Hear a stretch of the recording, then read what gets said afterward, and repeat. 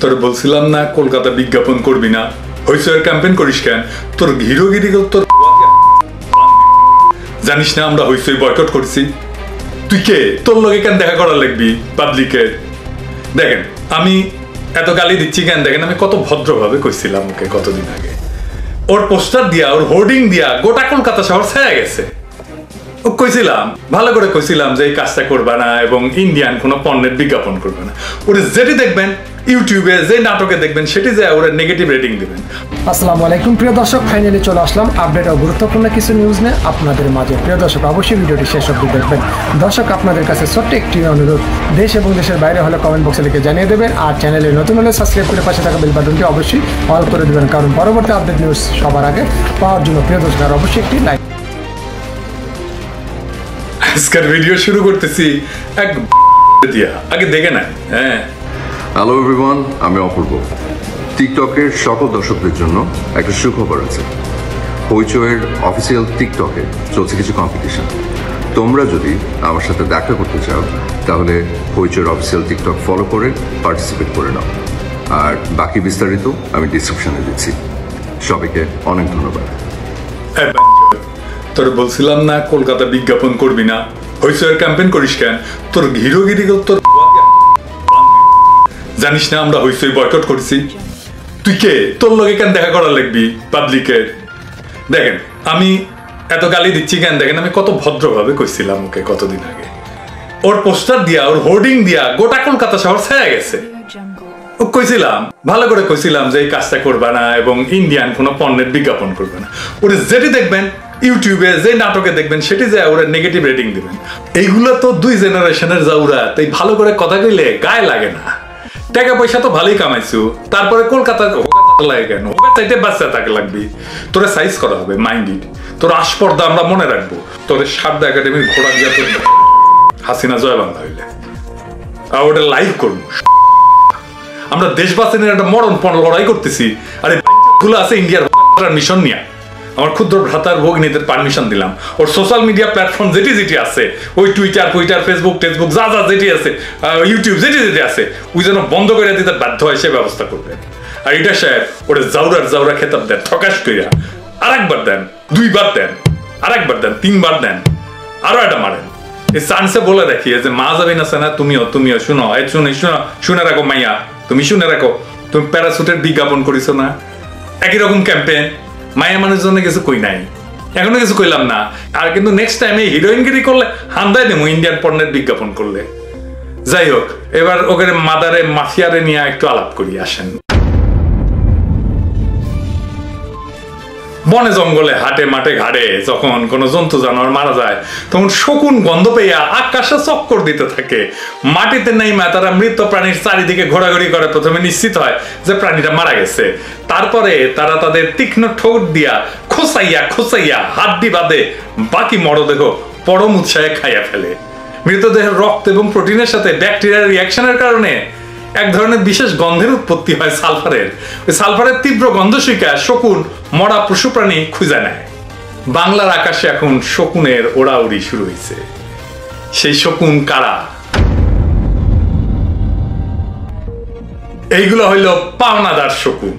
কোনো ব্যক্তির বা কোনো প্রতিষ্ঠানের বা দেশের আর্থিক অবস্থার ব্যাপক অবনতি হইলে তাদের কাছ থেকে যারা টাকা পয়সা পায় তারা আশঙ্কার মধ্যে পড়ে যায় যে ওই ব্যক্তি বা প্রতিষ্ঠান অথবা দেশ হয়তো তাদের বকেয়া টাকা ফেরত দিতে পারবে না। বাংলাদেশেরও এখন সে অবস্থা হয়েছে।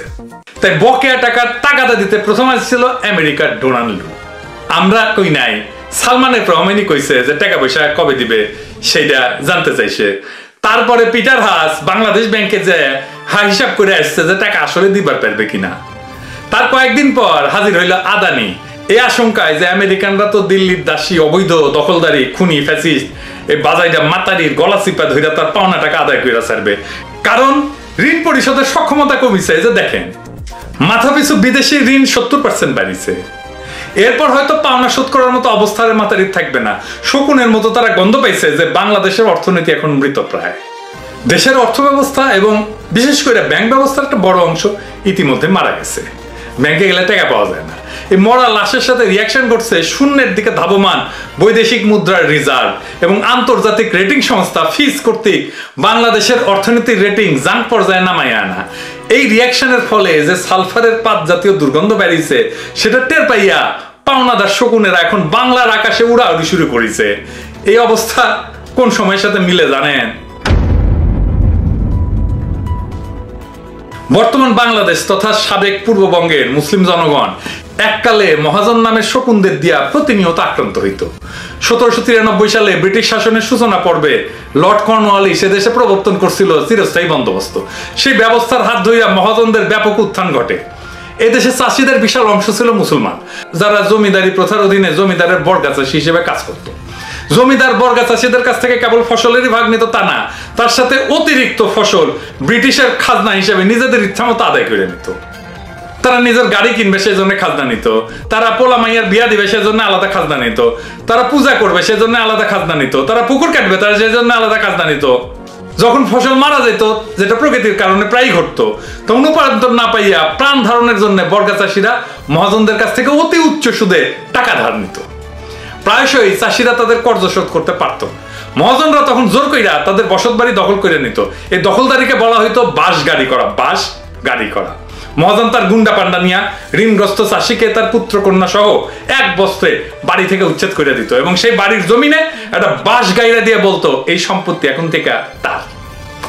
রিক্ত, নিঃস্ব, ভূমিহীন, সহায় সম্বলহীন এই চাষি তার একমাত্র সম্পদ বসত ভিতরেটুকু হারাইয়া চোখের পানিতে সয়লাভ হইয়া সপরিবারে ভয়াবহ অনিশ্চয়তার দিকে রওনা হইত। এই চাষিরাই কিন্তু আমাদের দেশের অধিকাংশ মানুষের পূর্বপুরুষ।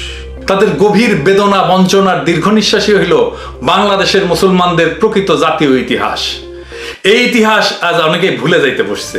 ভারতের চক্রান্তে বাংলাদেশের ক্ষমতায় অবৈধভাবে আসীন এই সরকার বাকি ইতিহাসটা পাঠ্যপুস্তকে ধুইয়া মুছে দিয়া উল্টা ইতিহাস শিখাইতেছে আমাদের পরবর্তী প্রজন্মকে, যাতে তারা প্রকৃত প্রস্তাবে ভারতীয় হইয়া যায়। এই করুণ ইতিহাস প্রায় 150 বছর ধরে চলে। পূর্ববঙ্গের বাঙালি মুসলমানদের আন্দোলনের ফসল পাকিস্তান প্রতিষ্ঠা হওয়ার পর 1951 সালে প্রধানত শেরে বাংলা একে ফজলুল হকের উদ্যোগে জমিদারি প্রথা বাতিল হয়, সেই সাথে উচ্ছেদ হয় মহাজনী প্রথা। এই সেই সংবাদ আজাদ পত্রিকায় আমাদের সত্যিকারের আজাদির সংবাদ, আমাদের পূর্বপুরুষদের লড়াইয়ের ফল। যুগের পর যুগ অপেক্ষা কইরা একটা অসম লড়াইয়ে অবিরত সংগ্রাম চালাইয়া বাংলাদেশের নিজস্ব রিক্ত, ভূমিহীন, গৃহহীন মুসলমানেরা শেষ পর্যন্ত এক ভয়াবহ দুঃস্বপ্ন থেকে মুক্তি পাইছে। জমিদারের লুণ্ঠন এবং মহাজনের অত্যাচারে পরিসমাপ্তি ঘটছে। পলাশীর যুদ্ধের পর এই প্রথম বাংলাদেশের মুসলমান সমাজ পুনরায় নিজেদের বিকাশের একটা ঐতিহাসিক সুযোগ পাইছে। 1971 স্বাধীন বাংলাদেশের অভ্যুদয় হয়েছে মূলত তাদের এই বিকাশের একটা স্বাভাবিক পরিণতি হিসেবে।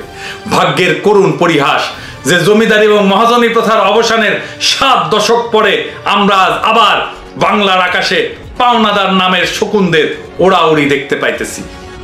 বেশ কিছুকাল ধইরা আমি অর্থনীতি সম্পর্কে বিশেষ কিছু বলি নাই। 2021 সালের ডিসেম্বরে একটা এপিসোডে আমি সর্বপ্রথম বাংলাদেশের রিজার্ভ সংকটের বিষয়টা জনসমক্ষে আনি এবং নির্ভুলভাবে ইঙ্গিত করি যে ভবিষ্যৎ মাসগুলিতে রিজার্ভের পরিমাণ কিভাবে ক্রমাগত কমতে থাকবে এবং কোনো এক সময় এটা লাল বাতি জ্বলবে। সেই সাথে বাংলাদেশের অর্থব্যবস্থা, বিশেষ করে ব্যাংকগুলোর কি দশা হবে সেটা আমি সঠিকভাবে প্রেডিক্ট করছিলাম। ফলে এই নিয়ে আমার বলার আর বেশি কিছু ছিল না। বর্তমানে প্রকৃত রিজার্ভ শূন্যের কাছাকাছি এসে দাঁড়াইছে। খাতা কলমে নিট রিজার্ভ হইল $13 বিলিয়ন। এর মধ্যে জ্বালানি বাবদ $5 বিলিয়ন অনাদায়ী আছে। দেখেন, অর্থাৎ সরকার জ্বালানি সরবরাহকারীদের ওই পরিমাণে বকেয়া এখনো শোধ করে নাই। 13 থেকে 5 বাদ দান কত থাকে? 8 থাকে। এটাই একমাত্র অপরিশোধিত বকেয়ার পরিমাণ না। সরকার বিদেশি এয়ারলাইন্স গুলোকে তাদের পাওনা শোধ করে নাই, বিদেশি কোম্পানিগুলোকে তাদের মুনাফা ফেরত নিয়ে যাইতে দেয় নাই, রপ্তানি আয় 14.5 বিলিয়ন গায়েব। দেখেন, এই টাকাটা আমাদের পাওয়ার কথা ছিল, মানে বাংলাদেশে আসার কথা ছিল। আমি ডলার দিয়ে কাঁচামাল কিনা পণ্য বানায় রপ্তানি করছি, আর রপ্তানির পরে সেই রপ্তানির টাকা দেশে আসে নাই, গায়েব, কোনো নিশানা নাই। সাম্প্রতিক মাসগুলোতে যে আমদানির যে বিল পরিশোধ করতে হবে এই ধরনের এখনো পর্যন্ত অপরিশোধিত বৈদেশিক মুদ্রার পরিমাণ কত সেটা সরকার গোপন রাখছে। আর তথ্য গোপন রাখার অসাধু উদ্দেশ্যে বাংলাদেশ ব্যাংকে সাংবাদিকদের প্রবেশ নিষিদ্ধ করে দিছে। এর মাঝখানে ভারতীয় গণমাধ্যমে সংবাদ প্রকাশ হয়েছিল যে $3 বিলিয়ন নাকি বাংলাদেশ ব্যাংক থেকে গায়েব করে নিয়ে গেছে হ্যাকাররা, চুরি করে নিয়ে গেছে। আবারও এর আগেও বাংলাদেশ ব্যাংকের রিজার্ভ হ্যাক হয়েছিল, টাকা চুরি করে নিয়ে গেছিল। আজ পর্যন্ত সেই ঘটনার তদন্তের রিপোর্ট প্রকাশ করা হয় নাই। ধরেন আপনার মানিব্যাগে 10,000 টাকা আছে, এর মধ্যে ঘর ভাড়া বাকি পড়ছে 5,000 টাকা, দোকানদারের কাছে বাকি পড়ছে 3,000 টাকা, তাহলে আপনার আসলে কত টাকা আছে? 10,000 না তো 2,000 টাকা আছে, তাই না? সুতরাং আপনি যদি বইলা বেড়ান আপনার 10,000 টাকা আছে, তাহলে কি সেটাকে সত্য বইলা মাইনে নেওয়া যাবে? এই অবৈধ খুনি হাসিনার রিজার্ভের হিসাবও সেই রকম। সে তো $5 বিলিয়ন দেয় নাই, আর $13 বিলিয়ন আছে, তাহলে আসলে আছে তার $8 বিলিয়ন। সে বলে বর্তমানে রিজার্ভের পরিমাণ 13 না 14 বিলিয়ন ডলার। এই হিসাবটা ঠিক না তো। আরো বুঝাই বলি, জ্বালানি পাওনাদারেরা বাংলাদেশ কাছ থেকে $5 বিলিয়ন পায় এখনো বকেয়া, তাই না? এছাড়া এয়ারলাইন্স আমেরিকা সহ অন্যান্য প্রতিষ্ঠানে পাওনা সদ্য আমদানির যে বকেয়া সেটা সৌদিতে হিসাব নিলে কমপক্ষে আরো $5 বিলিয়ন হবে। সুতরাং বাংলাদেশের হাতে প্রকৃত প্রস্তাবে $3 বিলিয়ন বেশি নিট রিজার্ভ নাই। এই রিজার্ভ দিয়ে আমরা 1 মাসের আমদানিও নিশ্চিত করতে পারবো না। ইতিমধ্যে আন্তর্জাতিক রেটিং এজেন্সি ফিজ বাংলাদেশের রেটিং জাঙ্কের কাছাকাছি নামাই দিছে মে মাসের 27 তারিখে। এটার মানে হইতেছে যে সরকার ঋণ পরিশোধের সক্ষমতা হারাইছে, অর্থনীতিকে খাদে পড়ে যাওয়া থেকে বাঁচানোর কোনো উপায় সরকারের কাছে নাই। কিভাবে সেটা আরেকটু আলাপ করি আসে। সংস্থাটা বলছে যে অর্থনৈতিক শক বা আঘাত রোধের জন্য যে সমস্ত বন্দোবস্ত আছে তা পর্যাপ্ত না। এছাড়া টাকার বিনিময় মূল্য নির্ধারণের জন্য IMF এর পরামর্শে যে ক্রলিং পেগ একটা চালু করা হয়েছে বাংলাদেশ ব্যাংকে, সেটা সফল হবে কিনা তা ফিসের কাছে পরিষ্কার না। সোজা সাপটা কথায় এর মানে হইল অর্থনীতিকে খাদে পড়ে যাওয়া থেকে বাঁচানোর কোনো উপায় হাসিনার কাছে নাই। এটা কিভাবে আরেকটু আলাপ করে নি, বুঝে নি বিষয়টা কি। ক্রলিং পেগ হইতেছে ডলারের বিপরীতে টাকার বিনিময় মূল্য নির্দিষ্ট একটা সীমা বা ব্যান্ডের মধ্যে নির্ধারণ করা। টাকার মূল্য যদি কমতে কমতে কমতে কমতে ব্যান্ডের বাইরে চলে যাওয়ার উপক্রম হয়, তখন বাজারে বাংলাদেশ ব্যাংক ডলার বিক্রি কইরা টাকাটা দাম বাড়াইয়া ব্যান্ডের মধ্যে নিয়ে আসবে। অনুরূপভাবে টাকার বিনিময় মূল্য অতিরিক্ত তেজি হয়ে গেলে বাজার থেকে ডলার ক্রয় কইরা বাংলাদেশ ব্যাংক টাকার মূল্যকে ব্যান্ডের মধ্যে ফিরাবে। মোটা দাগে এটা হইল বৈদেশিক মুদ্রার বিনিময় মূল্য ম্যানেজ করার একটা তরিকা। তার মানে কি, এই ক্রলিং পেগ যদি কার্যকর করতে হয় তাহলে বাংলাদেশ ব্যাংকের হাতে পর্যাপ্ত পরিমাণে বৈদেশিক মুদ্রার রিজার্ভ বা ডলার থাকতে হবে, যাতে প্রয়োজন মতো বাজারে ছাড়া যায় বা বাজার থেকে তুলে নিয়ে আসা যায়। যদি যথেষ্ট পরিমাণে ডলার না থাকে তাহলে প্রয়োজন পড়লে ডলার বাজারে ছাড়বে কি করে? তখন এই পদ্ধতি কাজ করবে না তো। সেরকম একটা অবস্থার নাম হইল ব্রোকেন পেগ। 1997 সালে থাইল্যান্ডে ঠিক এইরকম একটা অবস্থা ঘটেছিল।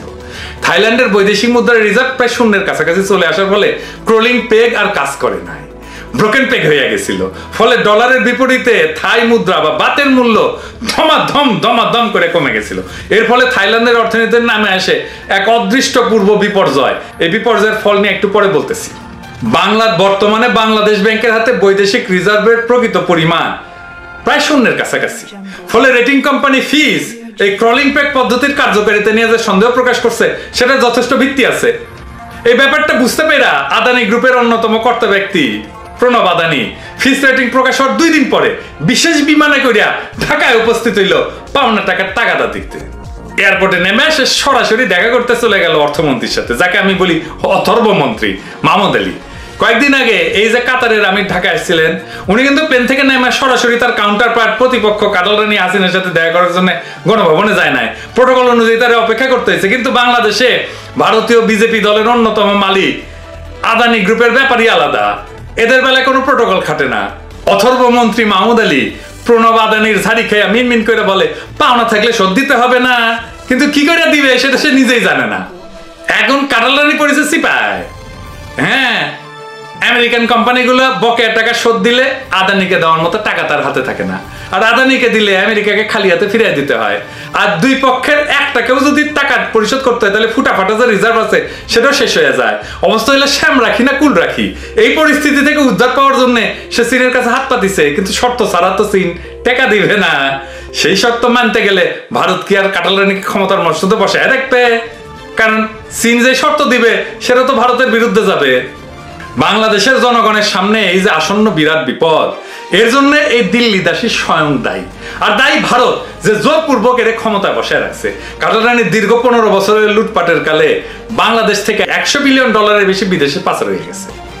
বাংলাদেশে কর্মরত ভারতীয়রা প্রতি বছর $10 বিলিয়ন করে ভারতের রেমিটেন্স পাঠাইছে। বিদ্যুতের ক্যাপাসিটি চার্জের নাম করিয়া নিজের লেসপেন্সারদের মাধ্যমে সে বৈদেশিক মুদ্রায় শত শত কোটি ডলার দেশ থেকে সরায় নিছে। বাংলাদেশের জনগণ দেশে বিদেশে মাথার ঘাম পায়ে ফেলাইয়া শরীরের রক্ত পানি কইরা বৈদেশিক মুদ্রা অর্জন করছে। আর তা এই দিল্লি দাসী খুনি অবৈধ ফ্যাসিস্ট হাসিনা লুট কইরা বিদেশে নিয়ে গেছে। এর খেসারত হিসাবে জাতিকে আজকে দেখতে হইতেছে দেশের আকাশে শকুন রূপী নব্য মহাজনদের আনাগোনা। থাইল্যান্ডে 1997 সালে যে অর্থনৈতিক বিপর্যয় ঘটছিল সেটা রোধ করার জন্য IMF $17 বিলিয়ন একটা রেস্কিউ প্যাকেজ তৈরি করে। এরপরেও ওই সংকট থেকে উঠে আসতে, থেমে যাওয়া অর্থনীতির চাকাকে সচল করতে থাইল্যান্ডের লাগছে টানা 4 বছর। এই 4 বছরে থাই মুদ্রার মূল্য 50 ভাগের বেশি পতন হয়েছিল। স্টক মার্কেটে দর পতন হয়েছে 75%। বিপুল পরিমাণ শ্রমিক কাজ হারাইছে। মূল্যস্ফীতির চাপে মানুষের নাভিশ্বাস উঠে গেছে। দারিদ্র্যের প্রসার ঘটছে ব্যাপকভাবে। থাইল্যান্ডে কর্মরত 6 লক্ষ বিদেশি কর্মীকে ফেরত পাঠাইতে হয়েছে।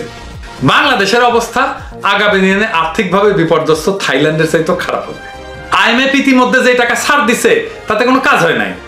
সংস্থাটির কাছে থেকে থাইল্যান্ডের মতো অতিরিক্ত $17 বিলিয়ন রেস্কিউ প্যাকেজ পাওয়ার কোনো সম্ভাবনা নাই। অন্যান্য সূত্র থেকেও এই পরিমাণে ফরেন এক্সচেঞ্জ পাওয়ার কোনো লক্ষণ নাই। ফলে রিজার্ভের যে সমস্যা তা মিটবে না, বরঞ্চ দিনে দিনে আরো খারাপ হয়ে যেতে পারে। দ্বিতীয়ত, ক্রলিং পেগ কাজ না করার কারণে টাকার মূল্যমান ডলারের বিপরীতে আগামী দিনগুলোতে ক্রমাগতভাবে হ্রাস পাবে। ফলে নাটকীয়ভাবে আমদানি কমে যাবে। আর যাও আমদানি করা হবে তাও সাধারণ মানুষের ধরাছোঁয়ার বাইরে চলে যাবে। বাংলাদেশের রপ্তানির একটা বড় অংশ আমদানিকৃত কাঁচামালের উপর নির্ভরশীল। এই কাঁচামাল আমদানি করার বৈদেশিক মুদ্রা না থাকলে রপ্তানি সেক্টরে রপ্তানি আয় বিপর্যয় ঘটবে। কাঁচামাল আমদানি করিয়া আমরা পণ্য তৈরি করছিলাম, তারপরে সেটা রপ্তানি করেছিল। রপ্তানি করে আয় করবে, টাকা আসবে, তাই না? তার $14.5 বিলিয়ন আসে নাই, দেখাইছিলাম না? থাইল্যান্ডের মতোই কলকারখানা বেসরকারি খাতের সেবামূলক প্রতিষ্ঠানগুলো চালু রাখা সম্ভব হবে না। কর্মী শ্রমিক কাজ হারাবে। মোট কথা অর্থনীতির চাকা বন্ধ হয়ে যাবে। টাকার মান ক্রমাগতভাবে পড়তির দিকে থাকলে সরকারি চ্যানেলে রেমিটেন্স পাঠানোর কোনো আগ্রহ প্রবাসীদের থাকবে না, থাকা সম্ভব না। ফলে মোট রিজার্ভে রেমিটেন্সের যে অবদান সেটা উল্লেখযোগ্যভাবে কমে যাবে। অর্থনীতির খুব স্বাভাবিক নিয়মে ঘটনাগুলো ঘটবে, সিনেমার মতো দেখতে থাকবে। এই কঠিন অবস্থা থেকে উদ্ধার পাইতে আমাদের যে কত বছর কষ্ট করতে হবে তা কেবল মহান সৃষ্টিকর্তাই জানে। গাজা ইসরায়েল আক্রমণের বিরোধী একজন প্রখ্যাত ইসরায়েলি সাংবাদিক গিডিয়ন লেভির সাথে সম্প্রতি আল জাজিরার একটা সাক্ষাৎকার একটা ভয়ঙ্কর কথা উঠে আসছে। You know, and I want to read you something I'm sure you've seen before, but it's a classified cable that was released as part of the WikiLeaks releases. And in this cable, a State Department official says Israeli officials have confirmed to embassy officials on multiple occasions that they intend to keep the Gazan economy functioning at the lowest level possible, consistent with avoiding a humanitarian crisis. সাক্ষাৎকার সঞ্চালক উইকিলিক্সে প্রকাশিত একটা গোপন মার্কিন বার্তা দেখায় বলেন যে ইসরায়েলের উদ্দেশ্য হইতেছে গাজার অর্থনীতিকে সর্বনিম্ন পর্যায়ে কার্যকর রাখা। এটাকে ইংরেজিতে বলে সাবসিস্টেন্স লেভেলে। বাংলাদেশে একটা অ্যালাউন্স আছে, দেয় অনেক অফিসে, সাবসিস্টেন্স অ্যালাউন্স, মানে কর্মী যেন মইরা না যায়, এত কম বেতন দিচ্ছি মইরা যেন না যায় না, সেই জন্য অল্প একটু অ্যালাউন্স একটা দেওয়া যেন কোনো মতে বেঁচে থাকে। উপনিবেশবাদী শক্তিরা এইভাবেই উপনিবেশগুলোর অর্থনীতিতে ধস নামাইয়া যুগের পর যুগ শাসন শোষণ করছে। এইটা উপনিবেশের একটা নিয়ম। ব্রিটিশরা যখন বাংলাদেশে আসে তখন এই দেশ ছিল পৃথিবীর সবচাইতে সমৃদ্ধ একটা দেশ। এই দেশ দখল করার পর তারা দেশের অর্থনীতিকে ধ্বংস করে দিছে। দেশের সংখ্যাগরিষ্ঠ মানুষকে ভূমিহীন, গৃহহীন, সহায় সম্বলহীন কইরা অমানবিক অবস্থায় রাখছে যাতে তারা মাথা তুলে দাঁড়াইতে না পারে। এমনকি 40-এর মন্বন্তরের মতো ঘটনাও ব্রিটিশরা ঘটাইছে, যাতে 30 লক্ষ লোক দুর্ভিক্ষে মৃত্যুবরণ করছে। বাংলাদেশে ভারতীয় হীন আধিপত্যবাদের উদ্দেশ্য গাজায় ইসরায়েলের স্ট্র্যাটেজি থেকে ভিন্ন কিছু না। বাংলাদেশের অর্থনীতিকে ভেঙে দিতে পারলে তাদের ডাবল লাভ। প্রথমত, একটা সমৃদ্ধ বাংলাদেশ ভারতের আঞ্চলিক অখণ্ডতার জন্য অস্বস্তিকর, আমি আগে বলছি। কারণ তাতে বাংলাদেশের আশেপাশের যে দরিদ্র ভারতীয় রাজ্যগুলো আছে তারা চিন্তা করবে যে স্বাধীন হইলে বাংলাদেশের মতো ভালো থাকা যায়। বাংলাদেশের অর্থনৈতিক পতন হইলে ভারতের এই দুশ্চিন্তা থাকে না। দ্বিতীয়ত, বাংলাদেশের অর্থনীতির মেরুদণ্ড ধ্বংস করে দিতে পারলে এদেশের বিপর্যস্ত জনগণ দশকের পর দশক ভারতীয় আধিপত্য মুখ বুঝে মাইনা নেবে, যেভাবে তাদের পূর্বপুরুষেরা ব্রিটিশ সাম্রাজ্যবাদকে মাইনা নিছিল। দিল্লিতে যারাই ক্ষমতায় থাকুক না কেন, এটাই ভারতের স্ট্র্যাটেজি, এটাই ভারতের চিন্তা। আর ভারতের কেনা বান্দি অবৈধ খুনি ফ্যাসিস্ট হাসিনা বাংলাদেশের জনগণের উপরে এই কামে ভারতের পয়লা নম্বর দালাল হিসেবে কাজ করবে, কেবলমাত্র গদি রক্ষা আর লুটপাট করার জন্য। আমাদের ভুলে গেলে চলবে না যে তাকে 2008 সালে ক্ষমতায় বসাইছিল ভারত, যখন কংগ্রেসের সরকার দিল্লির ক্ষমতায় ছিল। পরবর্তী বছরগুলোতে এই রাক্ষসে গায়ে গতরে ফুলে উঠছে বিজেপি সরকারের পূর্ণ সমর্থন পেয়া। সুতরাং দিল্লিতে ক্ষমতায় কারা থাকলো কারা গেল তাতে আমাদের কোনো কিছু যায় আসে না। দিল্লি এই দিল্লি দাসীকেই জোর কইরা বাংলাদেশের ক্ষমতায় রাখবে। এদেশের মানুষের প্রতি দিল্লি দাসীর কোনো মায়া দয়া নাই, আর তার সম্পূর্ণ আনুগত্য ভারতের প্রতি। ভারতকে আমাদের পবিত্র জমিন থেকে না হটাইলে বাংলাদেশের প্রধান এজেন্ট এই দিল্লির দাসীকেও হটানো যাবে না, লিখে রাখতে পারেন। আমাদের সামনে এখন দুইটা পথ খোলা। প্রথম পথ হইল আগামী দিনে অর্থনৈতিক বিপর্যয়ের মুখেও ভারতের বিরুদ্ধে আমাদের ন্যায্য লড়াই তীব্র থেকে তীব্রতর করা এবং এই প্রক্রিয়ায় বাংলাদেশ থেকে ভারতকে আউট করে দেওয়া। দ্বিতীয় পথ হইল বিনা বাক্য ব্যয় ভারতের আধিপত্য মাইনে নেওয়া এবং পুনরায় শতবর্ষের গোলামির জিনজির পড়া। আমরা জাতি হিসাবে প্রথম ধাপটা বাইছা নিছি। ভারতীয় পণ্যবর্জন আন্দোলনের মাধ্যমে বাংলাদেশের আকাশে উদ্যত ভারতীয় আধিপত্যবাদের ঘৃণ্য কালো হাত ভাঙ্গা টুকরা টুকরা করে দেওয়ার সংগ্রামের সূচনা করছি। সারা বাংলাদেশ এবং সারা বিশ্বে বাংলাদেশি প্রবাসী কমিউনিটিতে এই আন্দোলন দাবানলের মতো ছড়ায় পড়ছে। দেখেন কেমন চলতেছে আমাদের আন্দোলন।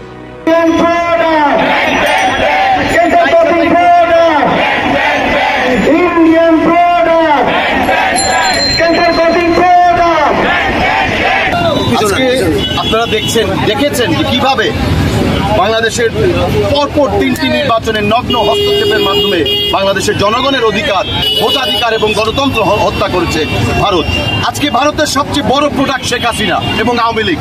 আমরা আওয়ামী লীগকে বয়কট করার আহ্বান জানাচ্ছি, শেখ হাসিনাকে বয়কট করার আহ্বান জানাচ্ছি। আপনি দেখেছেন মানুষের ঘৃণার বহিঃপ্রকাশ কিভাবে তারা আমাদের এই আন্দোলনের সাথে সম্পৃক্ত হচ্ছে। সামাজিক যোগাযোগ মাধ্যমে একটি আন্দোলন ছড়িয়ে পড়েছিল, এখন সেটা রাজনীতি থেকে শুরু করে বাংলাদেশের 56,000 বর্গ কিলোমিটারে ছড়িয়ে পড়েছে। আমরা এই আন্দোলনের ঢেউ দেখতে পাচ্ছি। আমরা ভারতীয় পণ্য বর্জনের মেসেজের মাধ্যমে ভারত সরকারকে এই মেসেজটি দিতে চাই, জনগণের সাথে বন্ধুত্ব করতে হবে, কোন দেশের সরকারের সাথে না, কোনো একক দলের সাথে না। বাংলাদেশের জনগণের পালস উপলব্ধি করতে হবে।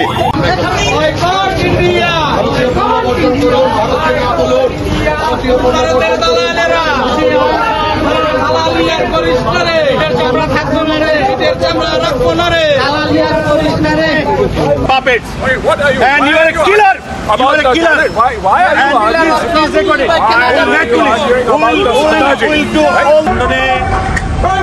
India House, Indian High Commissioner সামনে শত শত হিউম্যান রাইটস ডিফেন্ডার আজকে সমবেত হয়েছে একটি কথা বলার জন্য।